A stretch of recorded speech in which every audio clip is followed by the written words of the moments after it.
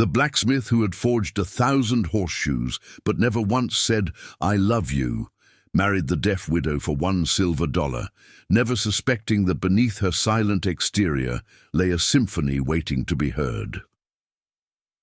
Logan Hawkins hammered the glowing metal with practiced precision, each strike ringing through the village of Oakvale like a somber bell.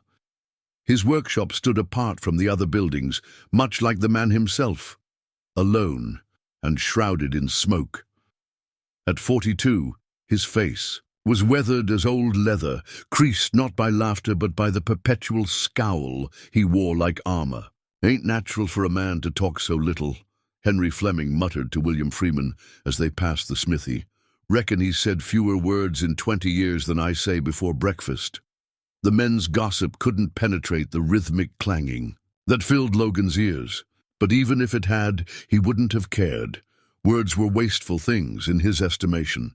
His father had taught him that lesson with the back of his hand until Logan learned to swallow whatever thoughts might have escaped his lips.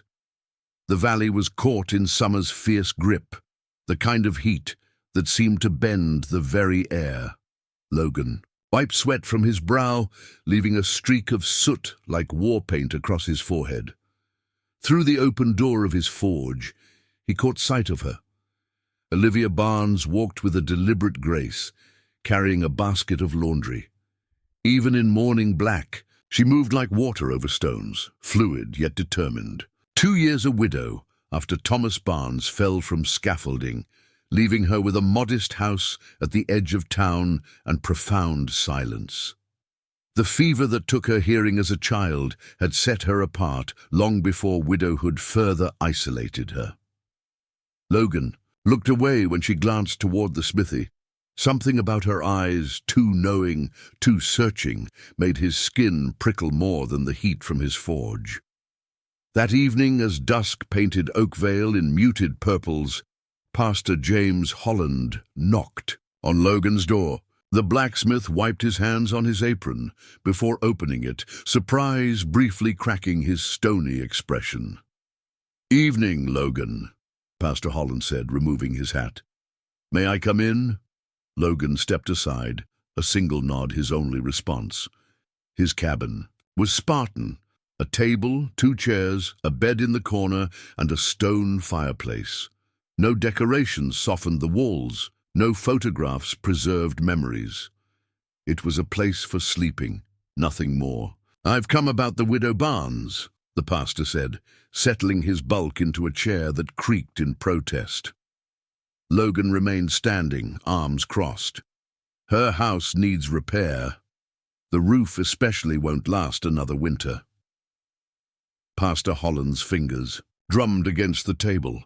"The church fund is depleted after the schoolhouse repairs." The blacksmith's expression remained impassive. What business was this of his? "She's facing difficult choices," the pastor continued. "Her brother in Pittsburgh has offered to take her in. But—" He hesitated. "We both know what becomes of deaf women in city asylums when their families tire of them." A muscle twitched in Logan's jaw. He'd seen such places once, on a rare journey to deliver specialized metalwork. Human warehouses where the unwanted were stored until death mercifully collected them. "She needs a protector, Logan. A provider." The pastor leaned forward. "She needs a husband." Logan's eyebrows shot up. "No." The word fell like an anvil. "You have means. She has a good house that needs work. She cooks well, keeps a tidy home." Pastor Holland pressed on. "She can't hear gossip, won't pester you with chatter." "Find someone else." "There is no one else. The eligible men want young wives who can hear their commands and bear many children." The pastor sighed. "She'll be gone by month's end without intervention." Logan turned to stare out the window. Twilight had fully settled now, fireflies beginning their nightly dance. "I'm no charity."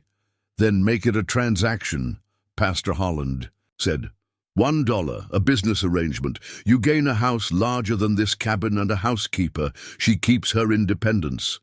The blacksmith's hands clenched and unclenched, a rare tell of his inner turmoil. He'd sworn never to marry, never to risk becoming the monster his father had been to his mother. Solitude was safer. Just consider it, the pastor said, rising. Pray on it. Logan almost laughed. He hadn't prayed since he was 12, when his mother's bruised face looked to heaven and found no answer. That night he lay awake, the pastor's words echoing. A business arrangement, $1 for a housekeeper, no expectations beyond that. He wouldn't have to speak, wouldn't have to pretend at emotions he'd locked away decades ago. At dawn, he made his decision. 3 days later, they stood before the pastor in the empty church. No witnesses save for the dust motes dancing in beams of colored light. Logan handed Olivia a silver dollar, which she accepted with dignified grace. Her eyes, the warm brown of autumn leaves, studied him without fear or expectation, just clear assessment. Pastor Holland spoke the words that bound them, Olivia reading his lips with practiced ease. When it came time for Logan to speak his vows, he merely nodded. The pastor frowned but continued. It was done. Logan Hawkins had a wife. As they walked to her house, their house now, Logan felt a strange tightness in his chest. Olivia walked slightly ahead, her back straight, her steps sure. What had he done? What possible purpose could this serve except to bring another person into the fortress of his solitude? They reached the porch steps of the white-clappered house when Olivia suddenly stopped and turned to him.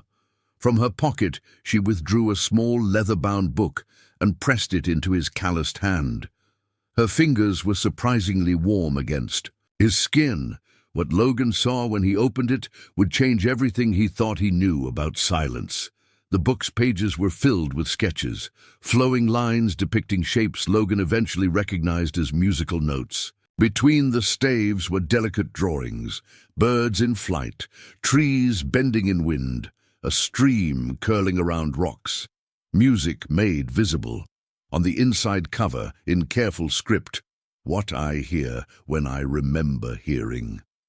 Logan looked up, finding Olivia's eyes on him. She gestured toward the house, an invitation to enter this new life.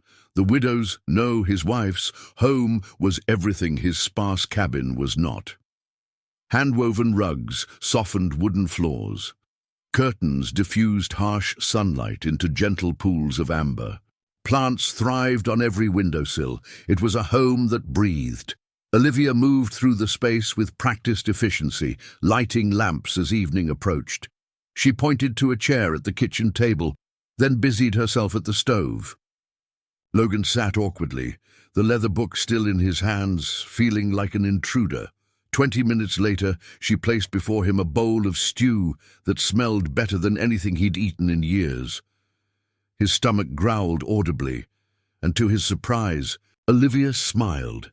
The expression transformed her face, softening the reserved features into something approaching beauty. She sat across from him with her own bowl, bowed her head briefly in silent grace, then began to eat. The quiet between them was different from the silence Logan wrapped around himself at his cabin. This silence had texture, dimension. After they ate, Olivia rose and retrieved a slate and chalk from a drawer. She wrote quickly, then turned it toward him. "You may have the bedroom. I'll sleep in the sewing room until we decide arrangements." Logan read it twice, then looked at her with furrowed brow. He'd assumed, that she would immediately share his bed. The relief that flooded him was unexpected. He took the chalk, his large hands awkward around the small implement. "Thank you," he wrote, the letters blocky and stiff. That night, lying in Olivia's bed, the scent of lavender lingering on the pillowcase, Logan stared at the ceiling, wondering what madness had possessed him to upend his carefully ordered existence. Yet beneath the unease lay something else. The house around him felt alive in a way his cabin never had, as if the walls themselves held memories. Days passed in a careful dance of distance. Logan rose before dawn to work at his forge, returning for the midday meal Olivia prepared. Evenings. were spent in shared silence, Logan mending tools while Olivia sewed or wrote in journals he never asked to read. They communicated through the slate when necessary, brief practical notes about meals or repairs needed. The arrangement suited Logan. It was, as Pastor Holland had suggested, a transaction, a business partnership that provided each what they needed with minimal intrusion, until the storm came.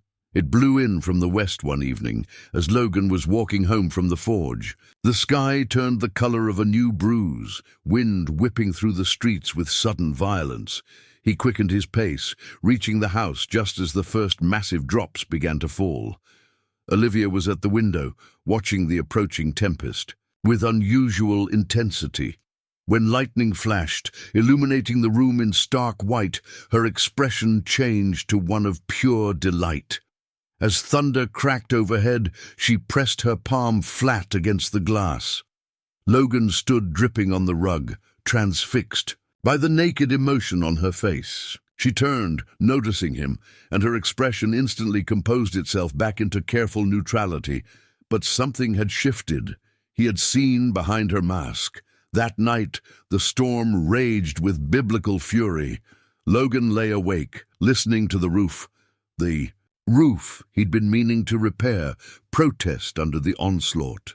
A particularly violent gust sent something crashing outside, and he rose to investigate. In the hallway, he nearly collided with Olivia, a lantern in her hand. She wore a simple cotton nightgown, her dark hair loose around her shoulders. She looked younger, vulnerable in a way that made Logan step back, giving her space. A sudden crack sounded from above, and water began to drip through the ceiling at the end of the hall. Olivia pointed upward, then toward a chest where she retrieved buckets. Together, they placed containers to catch the leaks, working in wordless coordination. When they finished, Olivia disappeared into the kitchen, returning moments later with 2 steaming cups. She handed one to Logan, the warmth seeping into his perpetually cold fingers. Tea, sweet with honey. They sat on the floor of the hallway, backs against the wall, watching the buckets slowly fill. Lightning periodically illuminated Olivia's profile. The straight nose, the stubborn chin, the long lashes. Logan found himself wondering how old she was. 30? Younger? The black clothing aged her, but in the soft lantern light, time seemed to peel away. She caught him looking and tilted her head questioningly. Embarrassed, Logan pointed to the ceiling, then made a hammering motion. He would fix it tomorrow. Olivia nodded, then surprised him by reaching for his hand. Before he could pull away, she turned it palm up and began tracing letters with her fingertip. Hankyu, the sensation, sent an odd shiver up his arm. How long since anyone had touched him with such casual gentleness? She released his hand, and Logan felt its absence like a phantom limb. On impulse, he reached for her hand and awkwardly traced Welcome. Her smile in response was like the first thaw after a bitter winter. The next morning, Logan rose early to find the storm had passed, leaving behind a washed-clean world and scattered debris. On the kitchen table sat a plate covered with a cloth. Beneath it, he found fresh bread still warm from the oven, and a note. The water barrel behind the house was damaged. The garden needs attention too. Logan ate quickly, his mind already cataloguing the repairs needed. As he stepped outside, something caught his eye. Olivia, kneeling in her sodden garden, was doing something strange. Her hands moved rhythmically above a cluster of fallen lilies, fingers dancing in the air as if playing an invisible instrument. It was then Logan realized there was much more to this arrangement and to Olivia Barnes-Hawkins than the simple transaction he'd agreed to. Logan approached cautiously, not wanting to startle her. Olivia's fingers continued their delicate movements, conducting an orchestra only she could perceive. As he drew closer, he noticed tears tracking silently down her cheeks, though her expression was one of concentration rather than sorrow. When his shadow fell across her, she looked up, quickly wiping her face. The vulnerability vanished, replaced by her usual composed demeanor. She gestured to the fallen flowers, then mimicked a cutting motion with her fingers. Logan nodded. He would bring shears from the shed. That afternoon, he repaired the roof, while Olivia salvaged what she could from her garden. From his perch, Logan watched her methodical movements, the careful way she handled each plant. Her garden, he realized, was no haphazard collection of flowers, but an organized symphony of color and texture. When he descended, muscles aching from the unaccustomed stretching, Olivia handed him a cup of water. Their fingers brushed in the exchange, and Logan noticed a smudge of dirt across her cheek. Without thinking, he reached out, stopping just short of touching her face. Olivia went still, her eyes widening slightly. Logan pointed to his own cheek. Understanding, she wiped at her face, missing the mark. Again, he almost reached for her, but instead took the slate hanging by the garden gate. "Other side," he wrote. Olivia corrected the smudge, then took the slate. "Thank you for fixing the roof," she wrote. Logan merely nodded. It was the least he could do. That evening, something shifted in their routine. Instead of retreating to separate corners after supper, Olivia beckoned Logan to follow her to a small room off the parlor. Inside stood a modest pianoforte, its wood gleaming in the lamplight. Logan's confusion must have shown on his face. Why would a deaf woman own a piano? Olivia opened the bench, removing several journals similar to the one she'd first shown him. She arranged them on the piano's music stand, then sat on the bench, patting the space beside her. Hesitantly, Logan sat, the bench barely accommodating his broad frame beside her. The nearness made him acutely aware of her. The faint lavender scent, the warmth radiating from her body, the loose strand of hair that had escaped her pins.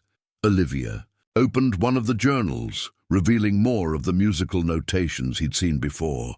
She placed her hands on the keys, but didn't press them. Instead, she closed her eyes, and her fingers began to move in that same conducting motion he'd witnessed in the garden. Understanding dawned slowly. She was playing the piano, not with sound, but with movement. Performing the music she could. No longer here, but still remembered, still felt. Logan sat transfixed, watching her face transform. Gone was the reserved widow, replaced by someone transported, radiant with an inner light. Her fingers danced above the keys, sometimes almost touching them, but never pressing down, preserving the silence both of them inhabited. When she finished, her hands settled in her lap. She opened her eyes, and Logan saw in them a question. Had he understood? He didn't need the slate for his answer. He nodded, something tight, constricting his chest. The following weeks brought subtle changes. Logan began returning from the forge earlier. Olivia started leaving small sketches for him, quick renditions of birds at the feeder, the neighbor's cat sunning itself on their fence, the changing patterns of clouds. Logan kept each one, tucked carefully into his shirt pocket during the day. Word spread through Oakvale that the taciturn blacksmith and the deaf widow were making a go of their dollar marriage. Speculation ran rampant. Convenience, nothing more, Emma Bennett declared to the ladies' sewing circle. A roof over her head, meals on his table. Strange pair, Henry Morris commented at the general store. Fitting, though. Man of iron, woman of silence. If the gossip reached them, neither showed any sign of caring. Their world had contracted to the boundaries of their shared home, the forge, and the increasingly flourishing garden. One unseasonably warm September evening, Logan returned home to find Olivia not in the kitchen but seated on the porch steps, face tilted toward the setting sun. He sat beside her, careful to leave space between them, a habit he couldn't seem to break despite the growing ease between them. Olivia handed him the slate. "I was thinking about making a workshop for you here," she'd written. "The shed could be converted, save you walking to the forge in winter." Logan stared at the words, something unfamiliar blooming in his chest. He wrote back, Why? She took the slate, considered it for a long moment, then wrote, "This is your home now, too. Home." The word lodged in Logan's throat like a stone. When had he last had a true home? Not the cabin, that had been merely shelter. Perhaps never. That night, Logan couldn't sleep. He rose and walked quietly through the house, moonlight guiding his steps.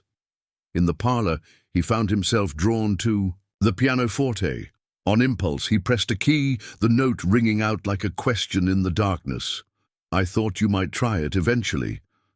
Logan spun around. Olivia stood in the doorway, a shawl wrapped around her nightgown. She had spoken aloud.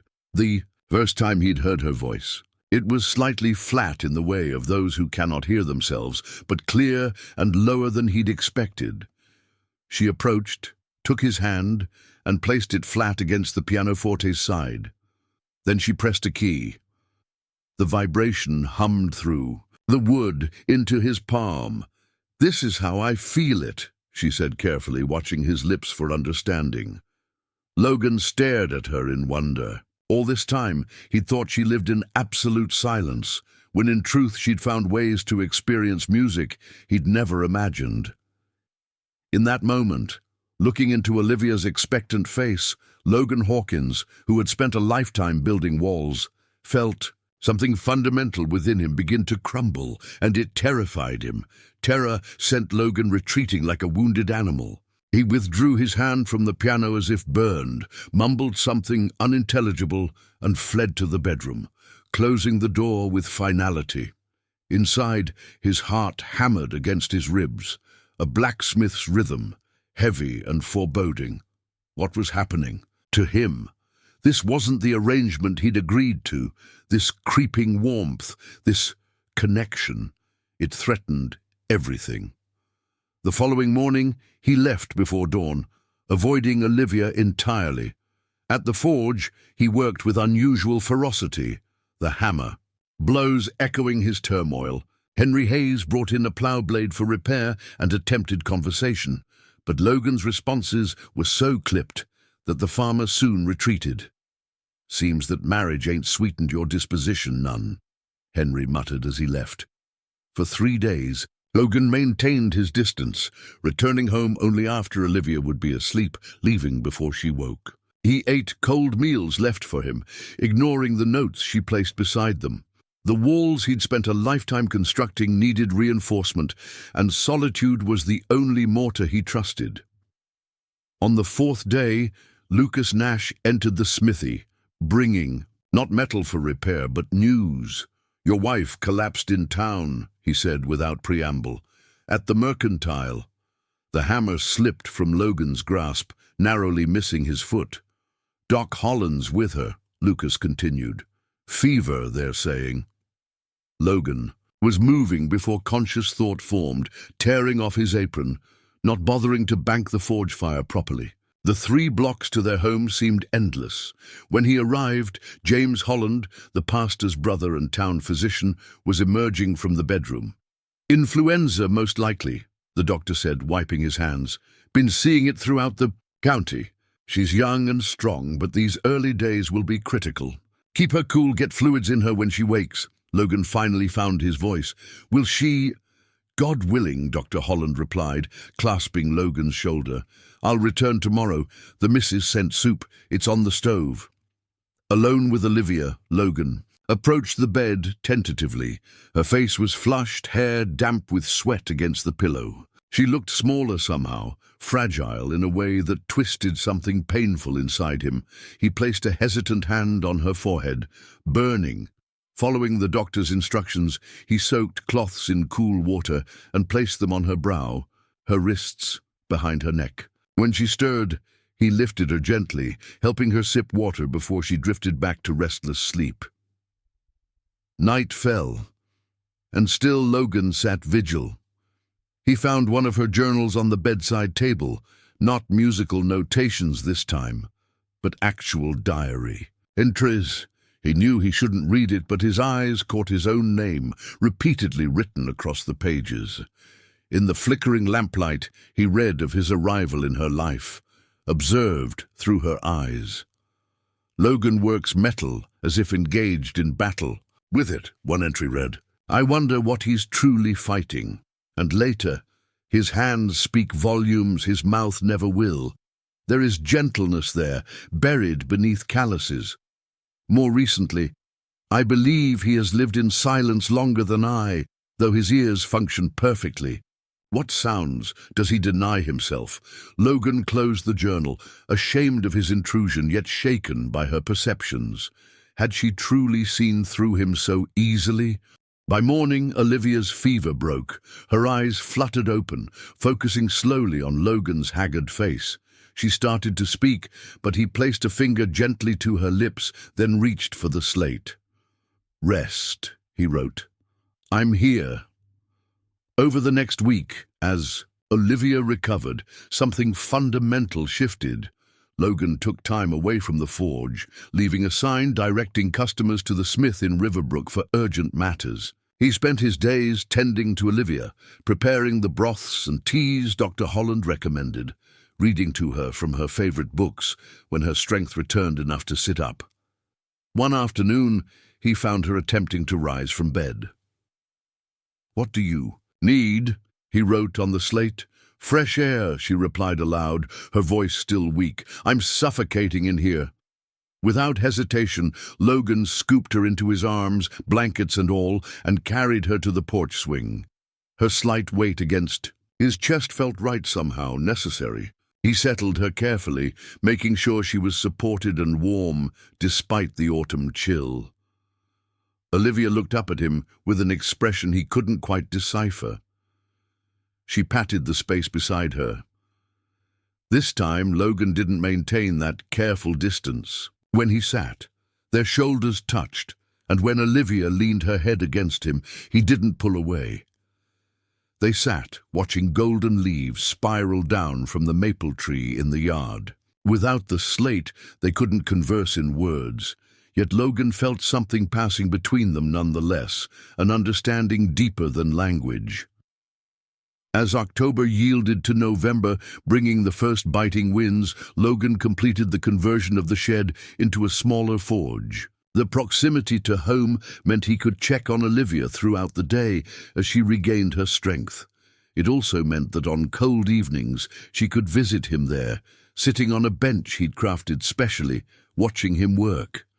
It was during one such evening that William Black arrived, bringing gossip with his broken wagon hitch. Shame about your forge in town, he said casually, as Logan examined the metal. Logan looked up sharply. Thought you'd heard, William continued. Fire last night, nothing left but cinders.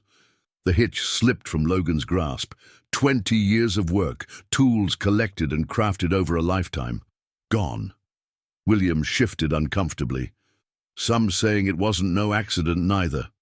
Mason Turner been running his mouth about taking over as town smith, said you'd gone soft, losing your edge. Mason Turner, younger, ambitious, had approached Logan months ago about apprenticing. Logan had turned him away, without explanation. Sorry. To be the bearer, William said. Across the workshop, Olivia watched Logan's face transform, hardening into something she hadn't seen in months. She rose, touching his arm questioningly. Logan turned to her, conflict evident in his eyes.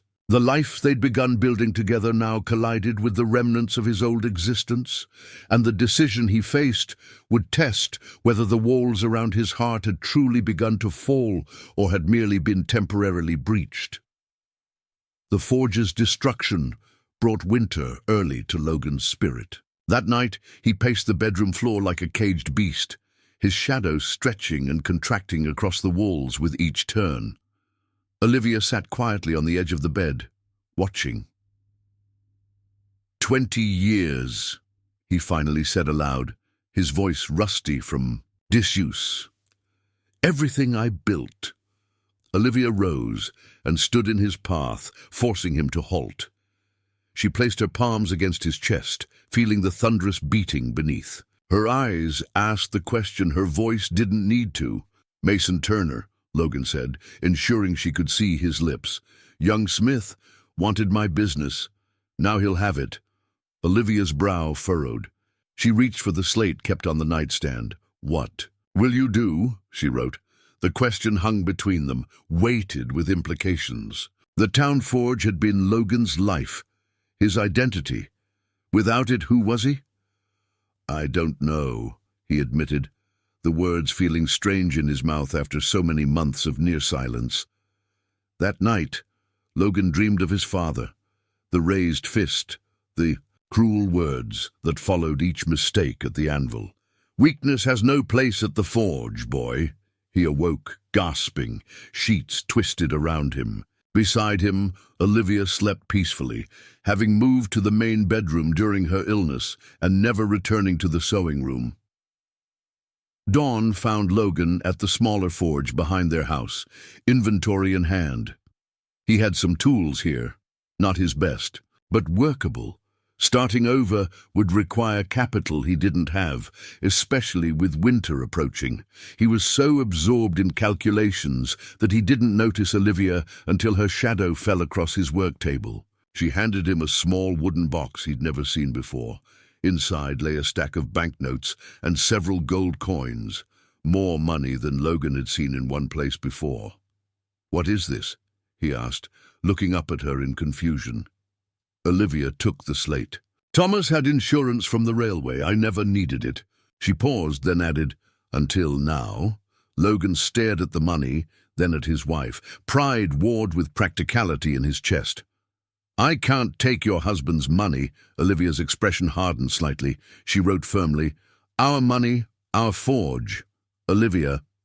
She cut him off, writing rapidly, "You have two choices, rebuild together or let him win." Something about her directness, the challenge in her eyes, punctured Logan's brooding. She was right. This wasn't just about him anymore. The next morning, Logan visited Pastor Holland, who helped draft a notice for the county newspaper announcing the opening of Hawkins and Wife Fine Metalwork on their property. The ampersand between their names felt significant somehow, a bridge connecting separate lives. Word spread quickly through Oakvale. By week's end, orders had begun trickling in, neighbors choosing loyalty over convenience.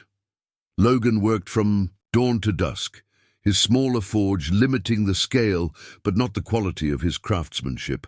Mason Turner, meanwhile, had indeed set up shop in town, boasting modern equipment ordered from Pittsburgh. The community quietly divided its patronage, with the older families bringing their business to Logan, while newcomers favored Turner's centrally located establishment. As December's first snow-blanketed Oakvale, Logan completed a special project he'd been working on during the midnight hours. A delicate wind chime fashioned from scraps of his finest steel, each piece tuned meticulously to produce a specific note when struck by the small copper pendulum. On Christmas morning, he presented it to Olivia. Her fingers traced the metal curves, with wonder, before hanging it by the kitchen window. Though she couldn't hear its music, she could feel the vibrations when she touched it, each note reverberating through her fingertips. The gift broke something open between them. That evening, seated before the hearth, Olivia took Logan's calloused hand and placed it against her throat. She began to hum, a simple melody that he felt rather than heard, the vibrations transferring from her body to his. Her eyes never left his as she guided his other hand to her journal, open to a page of musical notation. This was her song, he realized, the music she held inside. "I want to hear it," Logan said, the words emerging before he could consider them. "Truly hear it." The next day, he rode to Riverbrook, returning with a violin borrowed from the schoolmaster there. He'd played as a boy, before his father deemed music a distraction from smithing and sold the instrument. The skill remained dormant in his muscles, awaiting revival. He practiced in the forge when Olivia was busy elsewhere, the screeching attempts gradually refining into something recognizable. His fingers, so adept at manipulating metal, struggled initially with the delicacy required, but stubbornness prevailed. January brought the harshest cold in memory. The town hunkered down as blizzards howled through the valley. In the Hawkins home, warmth prevailed. Evenings found them in the parlor, Olivia with her needlework, Logan reading aloud so she could watch his lips form the words of Dickens and Hawthorne. On Olivia's birthday, as snow piled against the windows, Logan brought out the violin. He positioned her hand against the instrument's body, then began to play the melody from her journal. Her song made audible at last. The notes wavered at first, then strengthened as Logan found confidence. Through her fingers, pressed against the violin's wooden body, Olivia felt her internal music take external form. Tears streamed freely down her face, but her smile outshone them. When he finished, Logan set the violin aside, his own vision blurred. "I love you," he said, the words clumsy but unmistakable on his lips. Olivia's hands framed his face. "I know," she replied, her voice carrying all the music he'd spent a lifetime denying himself. "I've always known." Spring came early that year. As the last snow melted, wildflowers erupted across the fields surrounding their home. Logan expanded the forge, adding a second bellows to accommodate larger projects. Olivia's garden doubled in size, her famous roses beginning their annual climb up the trellis he'd crafted specially for them. In Oakvale, folks still marveled at the transformation of Logan Hawkins. How the silent blacksmith who'd purchased a wife for $1 now spoke in complete sentences, sometimes even smiled. How the deaf widow now hummed as she tended her garden, though she couldn't hear the melody herself. "Just goes to show," Henry Fleming would remark, "that the right person can find music in even the most iron-bound heart. And if you passed the Hawkins home on certain evenings, you might glimpse them on the porch, her head on his shoulder, his violin tucked beneath his chin, the most unlikely of duets creating their own perfect harmony. Pray tell, dear reader, what frozen hearts in your own life might thaw with but a touch of unexpected grace. For even the strongest metals will bend when met with the persistent flame of love.